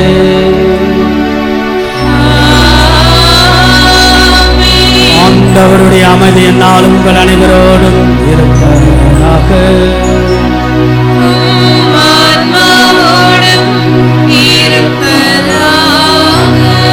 ஆண்டவர் இயேசு வழங்கக்கூடிய அமைதியை ஒருவருக்கொருவர் பகிர்ந்து கொள்வோம். உலகின் பாவங்களை போக்கும் இறைவனின் செம்மறியே, எங்கள் மேல் இரக்கமாயிரும். உலகின் பாவங்களை போக்கும் இறைவனின் செம்மறியே, எங்கள் மேல் இரக்கமாயிரும். உலகின் பாவங்களை போக்கும் இறைவனின் செம்மறியே, எங்களுக்கு அமைதியை அளித்தருளும். இதோ நமது ஆண்டவராகிய இயேசு கிறிஸ்து இடுக்கமான வாயில் வழியே நுழையுங்கள். அழிவுக்கான பாதை அகன்றது, அதில் செல்வோர் பலர். வாழ்வுக்கான பாதை குறுகியது, அதை தேர்ந்தெடுப்பவரோ சிலர். ஆக நம்முடைய வாழ்வெல்லாம் கடினமான வாழ்க்கையின் பாதையில், சிரமங்கள் நிறைந்த வாழ்க்கையின் பாதையில், சிலுவையின் வாயில் பாதையில் தான் நம்முடைய வாழ்வு. அதில் தான் நிறைவு, அதில் தான் முழுமை, அதில் தான் செழுமை. நம்முடைய வாழ்வெல்லாம் நிறைவாய் முழுமையாக செழுமையாக மாற ஆண்டவரோடு இணைந்த வாழ்வு இனிமையான வாழ்வாக மாற அந்த ஆண்டவர் நம்மோடு இணைந்து நம்முடைய வாழ்வின் மையமாக இருந்து வழிநடத்த வரக்கூடிய தெய்வத்தின் திருவிருந்திற்கு அழைக்க பெற்ற நம் ஒவ்வொருவரும் பேறு பெற்றோர். ஆண்டவரே, நீர் என் இல்லத்தில் எழுந்தருள நான் தகுதியற்றவள், ஆனால் ஒரு வார்த்தை மட்டும் சொல்லி அருளும், எனது ஆன்மா நலமடையும். கிறிஸ்துவின் திருவுடல் இரத்தம் நம்மை காத்து முடிவில்லா வாழ்வளிப்பதாக. ஆமென்.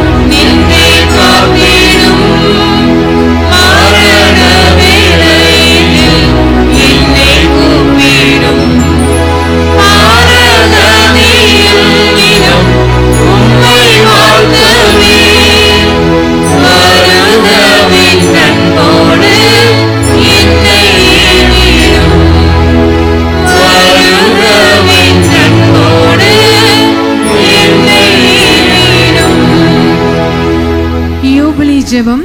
விண்ணக தந்தையே, உம் திருமகன் இயேசுவின் வழியாக நாங்கள் பெற்றுக்கொண்ட நம்பிக்கையும் தூய ஆவியார் எங்கள் இதயங்களில் அனுதினமும் பொழிய செய்கின்ற பிறரன்பும் உமது அரசின் வருகைக்கான எதிர்நோக்கில் எம்மை பயணிக்க செய்வதாக. படைப்பனைத்தோடும் இணைந்து புதிய விண்ணகம் புதிய மண்ணகம் நோக்கிய எம் பயணத்தில் நற்செய்தியின் விதைகளை நாளும் வளர்த்தெடுக்கும் நல்லோராய் எம்மை மாற்றுவீராக. மீட்பின் யூபிலி கொண்டாட்டத்தின் அருளும் ஆசீரும் விண்ணகச் செல்வங்களின் மீதான உண்மையான நாட்டத்தை எம்மில் தூண்டி எழுப்புவனவாக. எம் பங்கின் பாதுகாவலியான புனித பாத்திமா அன்னையின் பரிந்துரையால் மீட்பர் இயேசுவிடமிருந்து வருகின்ற மகிழ்ச்சியையும் அமைதியையும் படைப்பனைத்திற்கும் பகிர்ந்து கொடுக்கக்கூடிய திருத்தூதர்களாக இந்த யூபிலி ஆண்டில் எம்மை மாற்றுவீராக. எல்லா மாட்சியும் புகழும் ஆராதனையும் உமக்கே உரித்தாகுக. ஆமேன். திருமறைக்கை. தெய்வ திரு அருளால் சென்னை மயிலை உயர்மறை மாவட்டம் நமது பங்கை சார்ந்த தந்தை ஜெயக்குமார், தாய் ரோஸ்மேரி சாம்லிங் இவர்களின் மகன் திரிலோக சந்தர் அவர்களுக்கும், சென்னை மயிலை உயர்மறை மாவட்டம் நமது பங்கு புனித குழந்தை இயேசு அன்பியத்தை சார்ந்த தந்தை ஜூட் பீட்டர் தமியான், தாய் ஆண்டோ எலன் சேவியர் இவர்களின் மகள் கேத்தரின் அவர்களுக்கும் திருமணம் நடைபெறுகிறது. இது 3ஆம் ஓலை. தெய்வ திரு அருளால் சென்னை மயிலை உயர்மறை மாவட்டம் நமது பங்கு புனித பிலிப் அன்பியத்தை சார்ந்த தந்தை ரெஜி சைமன், தாய் பப்பி மேரி இவர்களின் மகன் ராபின்சன் வில்லியம்ஸ் அவர்களுக்கும், செங்கல்பட்டு மறை மாவட்டம் மணப்பாக்கம் புனித அந்தோனியார் ஆலய பங்கை சார்ந்த தந்தை ஜோசப், தாய் அமலோற்பவம் இவர்களின் மகள் ஆரோக்கிய வர்ஷா அவர்களுக்கும் திருமணம் நடைபெறுகிறது. இது 2ஆம் ஓலை.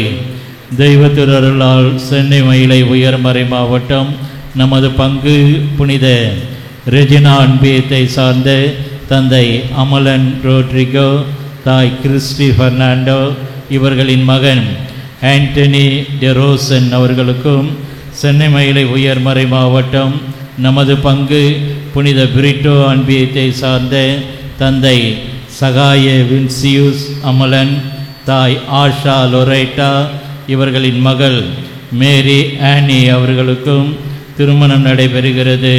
இது 2ஆம் ஓலை.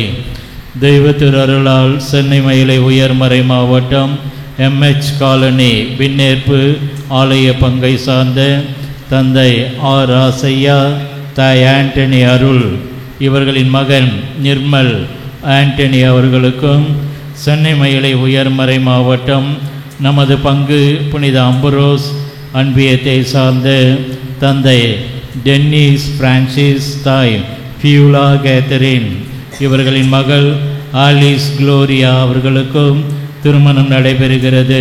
இது 2ஆம் ஓலை. தெய்வ திரு அருளால் சென்னை மயிலை உயர்மறை மாவட்டம் நமது பங்கு அன்னை தெரேசா அன்பியத்தை சார்ந்த தந்தை டக்ளஸ், தாய் பாத்திமா தேவி இவர்களின் மகன் டென்சில் டேனியல் அவர்களுக்கும், சென்னை மயிலை உயர்மறை மாவட்டம் நமது பங்கு அன்னை தெரேசா அன்பியத்தை சார்ந்த தந்தை கோவிந்தகுமார், தாய் ஜெய் சித்ரா இவர்களின் மகள் கரிஷ்மா அவர்களுக்கும் திருமணம் நடைபெறுகிறது. இது 2ஆம் ஓலை. தெய்வ திரு அருளால் செங்கல்பட்டு மறை மாவட்டம் செண்டிவாக்கம் சகாய அன்னை ஆலய பங்கை சார்ந்த தந்தை அமுல் தாஸ், தாய் சாந்தி இவர்களின் மகன் விக்டர் குமார் அவர்களுக்கும், சென்னை மயிலை உயர்மறை மாவட்டம் நமது பங்கு புனித ஜான் போஸ்கோ அன்பியத்தை சார்ந்த தந்தை அன்பழகன் என்ற ஜான் பீட்டர், தாய் முத்துலட்சுமி என்ற நான்சி இவர்களின் மகள் ஏமாவதி என்ற ஜெனிபர் அவர்களுக்கும் திருமணம் நடைபெறுகிறது. இது 1 ஓலை. தெய்வ திரு அருளால் சென்னை மயிலை உயர்மறை மாவட்டம் தரமணி புனித அந்தோனியார் பங்கை சார்ந்த தந்தை ஜெய்சீலராஜன், தாய் ஆரோக்கிய மேரி இவர்களின் மகன் ஆரோக்கிய ராஜன் அவர்களுக்கும், சென்னை மயிலை உயர்மறை மாவட்டம் நமது பங்கு புனித விண்ணேற்பு அன்னை அன்பியத்தை சார்ந்த தந்தை எஸ் சகாயராஜ், தாய் பாத்திமா இவர்களின் மகள் புனிதவதி அவர்களுக்கும் திருமணம் நடைபெறுகிறது. இது முதல் ஓலை. தெய்வத்தின் அருளால் சென்னிமயிலை உயர்மறை மாவட்டம் நமது பங்கு புனித அந்தோனியார் அன்பேத்தை சார்ந்த தந்தை ஏசுராஜ், தாய் ஜூலி அமுதா இவர்களின் மகன் ரெமி சிம்சன் அவர்களுக்கும் செங்கல்பட்டு மறை மாவட்டம் குரோம்பேட் அமல அன்னை ஆலய பங்கை சார்ந்த தந்தை தனராஜ், தாய் சாந்தி தனராஜ் இவர்களின் மகள் யுரேகா நான்சி அவர்களுக்கும் திருமணம் நடைபெறுகிறது. இது முதல் ஓலை. இத்திருமணங்களில் ஏதேனும் விக்கணங்கள் இருந்தால் பங்கு தந்தையிடம் தெரிவிக்கவும்.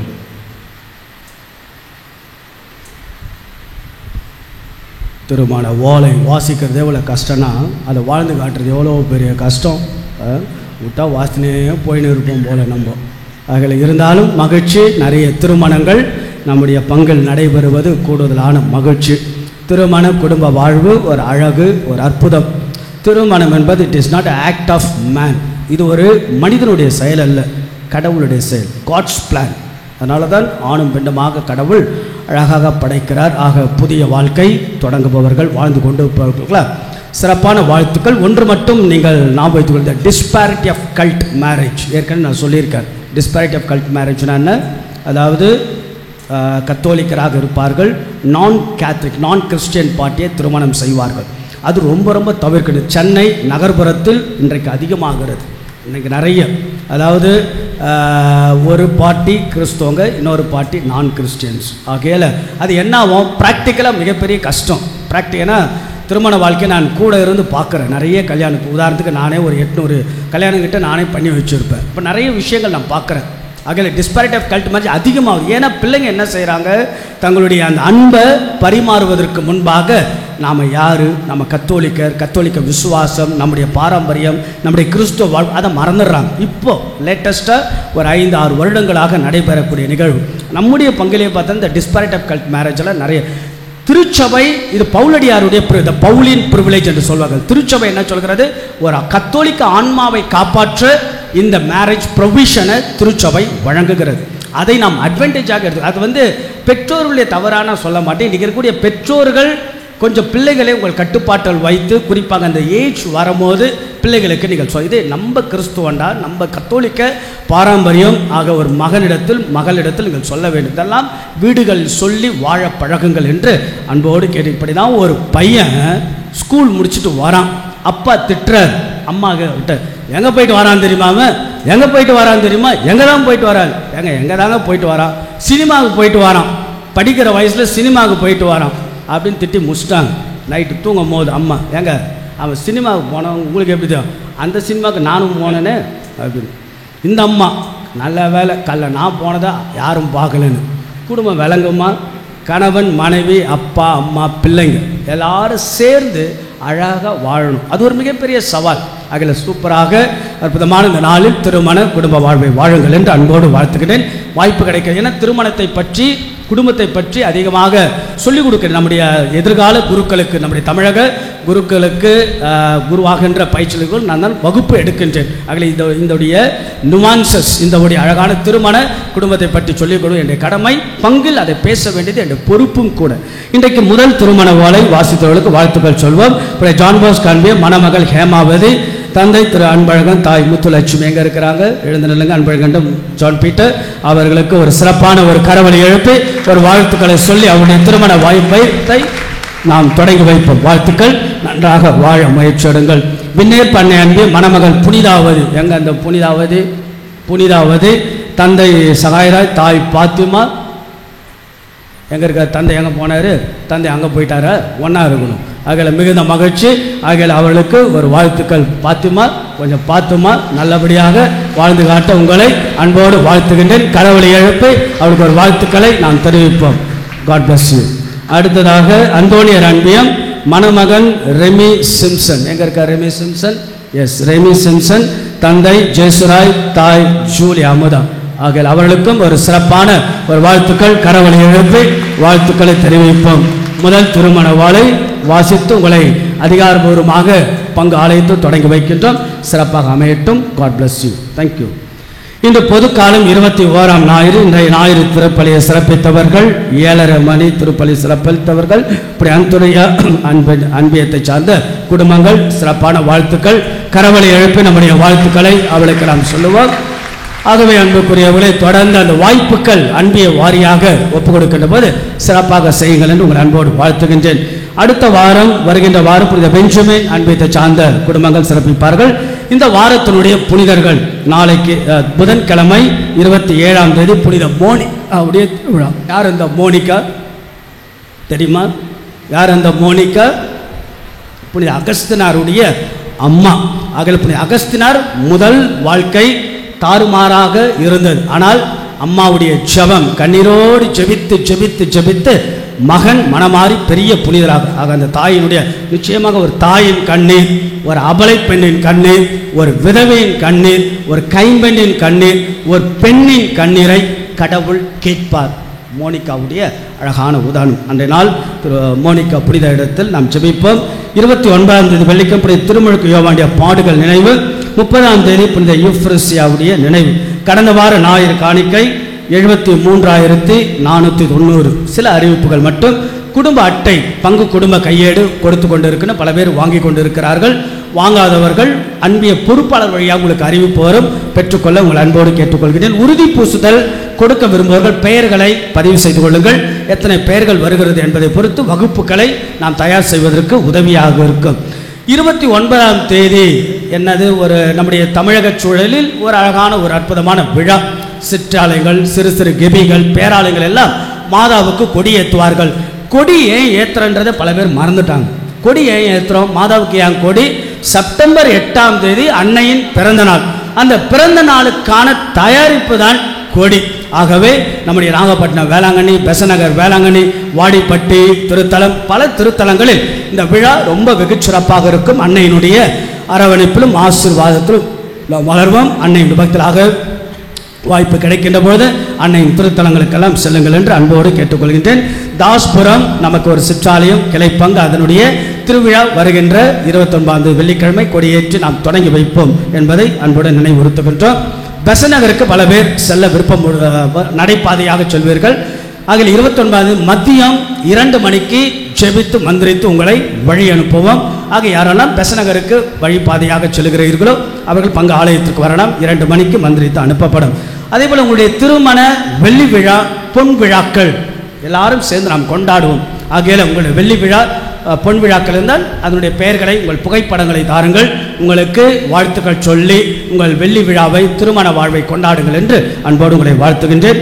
அன்பிய கூட்டங்கள் திங்கட்கிழமை நாளைக்கு மாலை 7 மணிக்கு திருதி ஆண்டவர் அன்பியம் செல்வராஜ் நிர்மலா வீட்டிலும், 27ஆம் தேதி புதன்கிழமை மாலை 6:30 மணிக்கு புனித அன்னம்மாள் அன்பியம் அந்தோனியார் ஆலயத்தில் நடைபெறும். மீண்டும் மறுமுறை எல்லோருக்கும் வாழ்த்துக்கள். இந்த நாள், இந்த வாரம் சிறப்பாக அமையட்டும். கடவுள் கொடுத்த இந்த நாளுக்காக, வாழ்க்கைக்காக கடவுளுக்கு நாம் நன்றி செலுத்தி கடவுளை எழுப்பி ஆண்டவருக்கு மகிமை மாற்றும். ஆண்டவர் எல்லோரையும் நிறைவாய் ஆசீர்வதிப்பார். எழுந்து நிற்போம். ஆண்டவருடைய ஆசீர்வாதங்கள் ஜெபிப்போம்.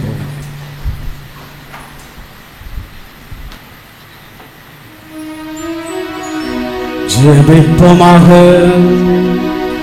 எல்லாம் வல்ல இறைவாய் வளர்ந்த அடையாளங்களால் கிறிஸ்துவுடன் ஒன்றிணைந்த நாங்கள் உமது கனிவை பணிவுடன் வேண்டுகின்றோம். அதனால் நாங்கள் இந்த உலகில் கிறிஸ்துவின் சாயலுக்கு ஒத்திருந்து விண்ணகத்தில் அவருடன் தோழமை கொள்ள தகுதியை பெறுவமாக எங்கள் ஆண்டவராகிய இயேசு கிறிஸ்து வழியாக உம்மை மன்றாடுகின்றோம்.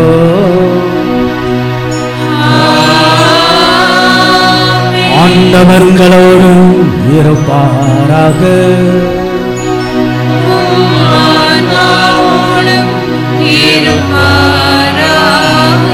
கரங்களை உயர்த்துவோம். அன்னையிடத்தில் நம்ம ஒப்பு கொடுப்போம். இந்த நாளும் இந்த வாரமும் நாம் இந்த வாரத்தில் செய்ய போகின்ற வேலைகள், எடுக்கப்படக்கூடிய முடிவுகள், நம்முடைய பயணங்கள், குடும்ப வாழ்வு, தனிப்பட்ட வாழ்வு அன்னை ஆசீர்வதிக்கும். நம்ம எல்லோருக்கும் பலமாய், சக்தியாய், ஆற்றலுமாய் இருக்கக்கூடியது அம்மாதான். அந்த அம்மா என்றால் அழகு, அம்மா என்றால் ஆற்றல், அம்மா என்றால் அன்பும் அருளும் ஆசீர்வாதம். தனிப்பட்ட முறையில் நாம் தயவோடு நம்புவருக்கெல்லாம் நலமாக இந்த தாய், தேடுவோருக்கெல்லாம் வளமான இந்த தாய், தஞ்சம் என்று இருப்போருக்கெல்லாம் சக்தி நிறைந்த தாயாக இருக்கிறார். ஆக எல்லோருக்கும் எல்லாமுமாக இருக்கக்கூடிய அந்த தாயிடத்தில் நம்ம எப்போது அம்மா தாயே, வாரந்தோறும் நாங்கள் எங்களை தயாரித்துக் கொண்டு பல்வேறு சூழல்களோடு நாங்கள் வாழ்ந்தாலும், சில நேரங்களில் மகிழ்ச்சியோடு, பல நேரங்களில் மனசுக்குள்ள அவ்வளவு கவலையோடு நாங்கள் இருந்தாலும், ஆனால் என்னவோ தாயே உம்மிடத்தில் வந்து நின்று ஜெபித்து விட்டு செல்லுகின்ற போது கிடைக்கக்கூடிய மிகப்பெரிய ஒரு ஆற்றலே ஆற்றல் தான், சக்தியே சக்தி தான். இங்கு நிற்கக்கூடிய அத்தனை மக்களெல்லாம் ஆசீர்வதித்தோம். கரங்களை உயர்த்துமை பார்ப்போம், உம்மை வேண்டுதலோடு நிற்போம். நீர் பார்த்து கொள்ளும் தாயே என்று கேட்போம். ஒரு கணவனாய், மனைவியாய், தந்தையாய், தாயாய், பெற்றோராய், பிள்ளைகளாய், எத்தனையோ விதமான சூழல்களோடு, மனசுக்குள்ளாக பல்வேறு எண்ணங்களோடு, ஏக்கங்களோடு நிற்கக்கூடிய அத்தனை குடும்பங்களையும் தம்பதிகளெல்லாம் நிறைவாக நீர் ஆசீர்வதிப்பீராக. அம்மா தாயே, இந்த நாட்களுடைய திருவிழாவின் கொடியேற்றி இந்த தமிழகம் முழுவதும் கொண்டாடப்படக்கூடிய அத்தனை இடங்களிலெல்லாம் உம்முடைய மகிமையை மக்கள் காணச் செய்தலும், எல்லா மக்களுக்கும் வாரி வழங்கக்கூடிய தாயே, எங்கள் வரங்கள் எல்லாம் பொழியக்கூடிய தாயே, இருக்கிற அத்தனை மக்களையும் ஆசீர்வதித்து நிச்சயமாக இந்த வாரம் முழுவதும் உம்முடைய அருளோடு எங்களை வழிநடத்துவீராக. நீ இருக்கின்ற நம்பிக்கையில் எங்கள் வாழ்வெல்லாம் சிறந்ததொரு வாழ்வாக அமைய எங்கள் ஆண்டவர் இயேசு கிறிஸ்துவுடன் பரிந்துரைத்து வெற்றி தர வேண்டும் என்று உம்மை நாங்கள் மன்றாடுகின்றோம். ஆமென். கரங்களை வைத்து சொல்வோம். மரியே வாழ்க, மரியே வாழ்க, மரியே வாழ்க, மரியே வாழ்க. எல்லாம் வல்ல இறைவன் தந்தை, மகன், தூயாவி உங்களை ஆசீர்வதிப்பாராக.